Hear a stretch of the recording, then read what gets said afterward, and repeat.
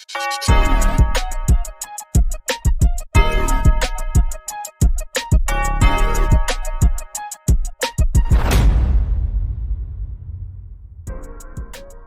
we're back, week 3.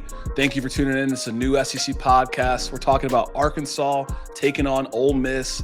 Both teams, or Arkansas's first SEC game of the season, Ole Miss's second SEC game of the season. The over-under in this game is 63.5, so Vegas is expecting a very high-scoring game.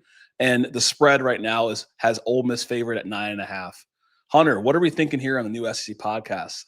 Yeah, Ole Miss escaping last week, beating Kentucky. It looked a little shaky at first. They brought it together in the second half. Arkansas really, not only their first SEC game, kind of their first game of the season that's going to be against an opponent to give them a little bit of a test.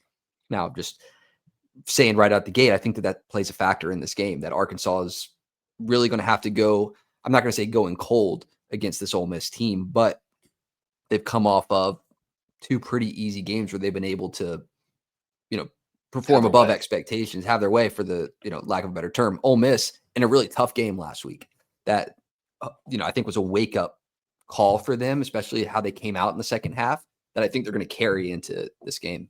Yeah.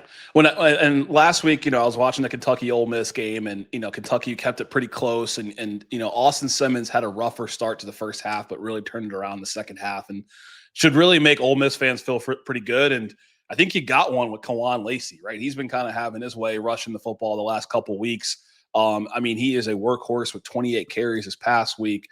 They're going to need to see a lot of that in this game against Arkansas. And I think one of the themes that I took away when looking at the performance from Arkansas is their defense so far in these first 2 games. Again, the sample size is Alabama A&M, and it's their opponent they played last week, Arkansas State. But Ole Miss has been able to prove they can run the football decently effective here throughout the season so far. Yeah, and they've opted to run a good bit as well. Ole Miss has traded explosiveness for efficiency in this season. That's kind of been the core of their gameplay, is let's nickel and dime. They've 54% of the passing plays have been under 10 yards in depth for Austin Simmons. So they're going to try to nickel and dime. You find themselves in third and manageable situations, 3, 4, 2 yards. And if you're Arkansas, you can't be letting Kawan Lacey get going and put them in those positions where it's, 2nd and 3, 2nd and 4, and then they can start taking their shots because they feel comfortable at the down and distance. So I completely agree. Right now, Kawan Lacey is, if Ole Miss wins this game, I highly would guess that he would be a key player in making that happen. He's going to have at least 15, 18 carries. He's been a workhorse these past 2 games against Georgia State and against Kentucky. On the other side, as an Arkansas fan, I think it's kind of been not talked about too much, except for highly in-depth SEC media, is how well Taylor Green's been performing, right? Yep.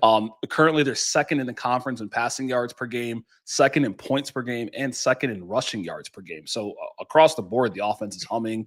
591 passing yards per game, 54 points per game. They're just going off, and Taylor Green seemingly looks better this season than last. Not having that same turnover challenge so far. What are our thoughts on Taylor Green going into this game, given what we've seen so far from the sample size?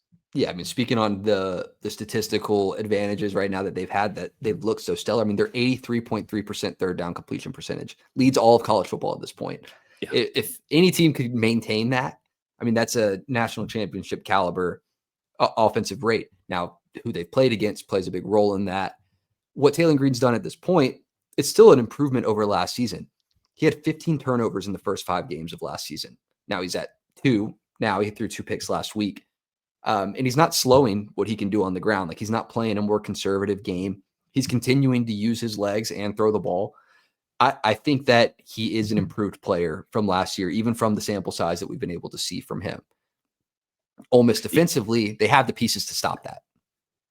Yeah, they definitely have the pieces. Yeah. They potentially, right? We always talk about Sunderine Perkins, and we talk about some of the guys they have on the D line. We recognized Xavier Harris this past week. Second time we recognized him on the defensive line. He's going to be a guy to really key in on. I expect him to kind of QB spy, because right now Taylor Green's their second leading rusher.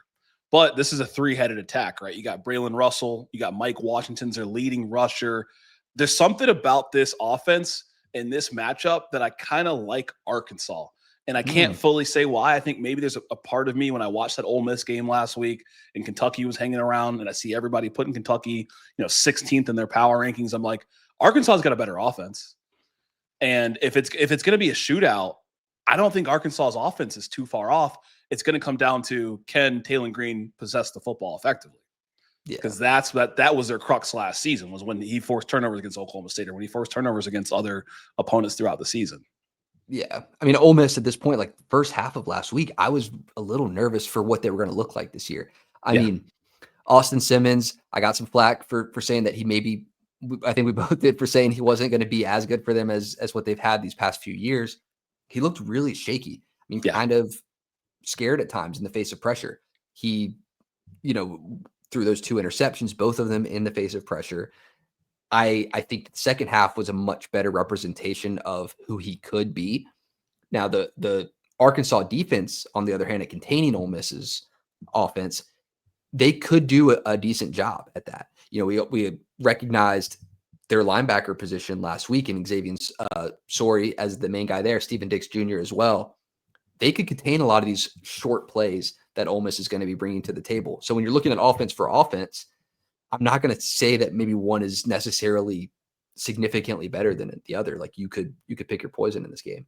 You could pick your poison in this game, and I'm sure a lot of people who are betting from a dollar perspective are looking at Lane Kiffin's success in this conference versus Sam Pittman, because on paper, from what we've seen, sample size outside of Ole Miss playing a little better competition with Kentucky, it's kind of relatively even. Offense looks better on the Arkansas side.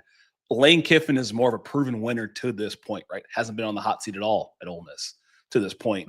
So, I mean, final thoughts here, predictions, keys to this game, and where you're putting your coin to. Key to this game for me is what happens with Harrison Wallace, third for Ole Miss.